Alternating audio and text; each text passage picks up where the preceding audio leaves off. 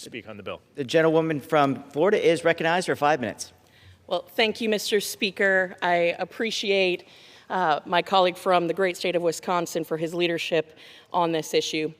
I rise today in strong support of H.R. 1329, the Women's History Museum, and I want to start by recognizing my colleague, Nicole Malliotakis, for her tenacity and her leadership in bringing this legislation to the floor. Nicole, thank you for never backing down or giving up. Now, as you can see, I have my daughter, Augusta Dare, here with me today because I wanted her to be a witness to this incredible moment in our nation's history where we stood up for all of the women who have helped build this country and told their stories.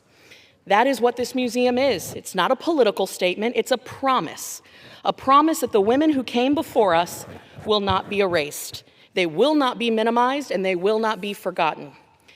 We all know that women's history, or at least I thought we knew, that women's history is not a partisan issue. It's American history, full stop. Now, the women whose stories will be told in this museum, I want you to think about what they went through. It wasn't that long ago, 1974, that a woman couldn't open a credit card in her own name without her husband's signature. Before that, she couldn't serve on a jury, and before that, she couldn't vote.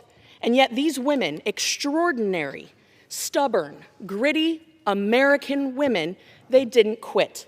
They persevered. They built something anyways. Now, if that is not an American story, I don't know what is. And quite frankly, it's that story that deserves to be told and have a place on our national mall. As chairwoman of the Republican Women's Caucus, I have had the honor of standing along some of the most incredible women who fight every single day, not for headlines, but for the next generation of girls who need them to know that hard work, courage, and grit will take you further than anyone can ever tell you you couldn't go before. We believe that these women deserve to be honored proudly, without political manipulation, which is why I am genuinely baffled that the Democratic Women's Caucus has chose to oppose this bill.